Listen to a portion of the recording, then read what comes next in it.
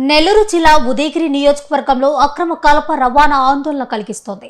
వరికుంటపాడు మండలం గువ్వాడి రెవెన్యూ పరిధిలోని జి కొత్తపల్లి అడవి ప్రాంతంలో చెట్లు నరికివేత యథేచ్ఛగా కొనసాగుతోంది. ఉదయగిరి మండలం వెంగళరావు నగర్ కు ఆనుకొని ఉన్న ఈ అడవుల్లో టన్నుల కొద్దీ కలపను అక్రమంగా ఇటుక బట్టీలు, పొగాకు బ్యార్నీలు ఫ్యాక్టరీలకు తరలిస్తున్నట్లు సమాచారం. వాల్టా చట్టాన్ని తూట్లు పొడిచి పెద్ద ఎత్తున చెట్లను నరికి లారీలు, ట్రాక్టర్లలో రాత్రింబగర్లు తరలిస్తున్నారని స్థానికులు ఆరోపిస్తున్నారు. అయితే ఈ వ్యవహారంపై సంబంధిత అధికారులు పట్టించుకోవడం లేదని ప్రజలు ఆగ్రహం వ్యక్తం చేస్తున్నారు.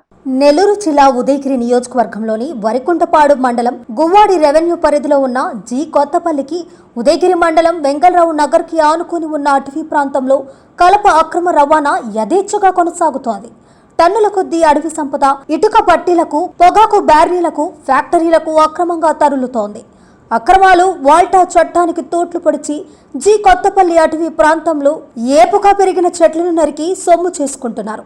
రాత్రి పగలు తేడా లేకుండా చెట్లను నరికి ఏమాత్రం భయం లేకుండా ట్రాక్టర్లు, లారీల్లో తరలిస్తున్న సంబంధిత అధికారులు పట్టించుకోవడం లేదని ప్రజలు ఆగ్రహం వ్యక్తం చేస్తున్నారు. వాల్టా చట్టానికి తోట్లు పొడిచి కలపను తరలిస్తున్నారంటే అధికారులు ఏ మేరకు వ్యాపారులతో లాలూచీ పడ్డారో అర్థం చేసుకోవచ్చని అన్నారు. ప్రతిరోజు ఆ అడవిలో ఉన్న కలప రోడ్డు మార్గాల్లో తరలుతోంది. అధికారులు చెయ్యి తడిపితే ఎటువంటి ఇబ్బంది ఉండదని, లేని పక్షంలో వేలకు వేలు అపరాధ రుసుము వేసి చేస్తున్నారని అంటున్నారు. విపరీతంగా చెట్లు నరికేయడంతో వాతావరణ సమతుల్యం దెబ్బతిని వర్షాలు కురవక కరువు పరిస్థితులు ఏర్పడే ప్రమాదం ఉంటుందని ప్రకృతి ప్రేమికులు వాపోతున్నారు. అడవులు కనుమరుగు అవ్వడంతో వన్యప్రాణులు జనవాసాల్లోకి వస్తున్నాయి.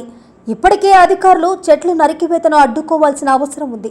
ఒకవైపు రాష్ట్ర ప్రభుత్వం ప్రతిష్టాత్మకంగా హరితహారం కార్యక్రమాన్ని చేపడుతుంటే, మరోవైపు అక్రమాలు యథేచ్ఛగా చెట్లను నరుకుతూ కలపను అక్రమంగా రవాణా చేస్తున్నారు. మొక్కలు పెంచి పర్యావరణాన్ని పరిరక్షించాలనే నినాదం అధికారుల అలసత్వంతో కాగితాలకే పరిమితమైంది.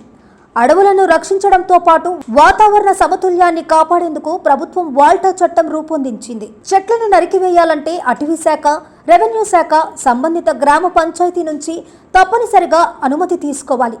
కానీ ఇది ఎక్కడ అమలు కావడం లేదు.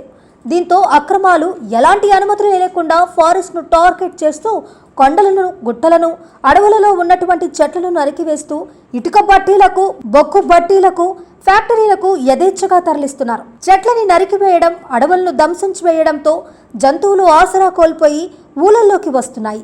నిత్యం ఎలుగుబంట్లు, జింకలు, దుప్పులు ఊళ్ళల్లో సంచరిస్తున్న విషయాలు పత్రికల్లో చూస్తూనే ఉన్నాం.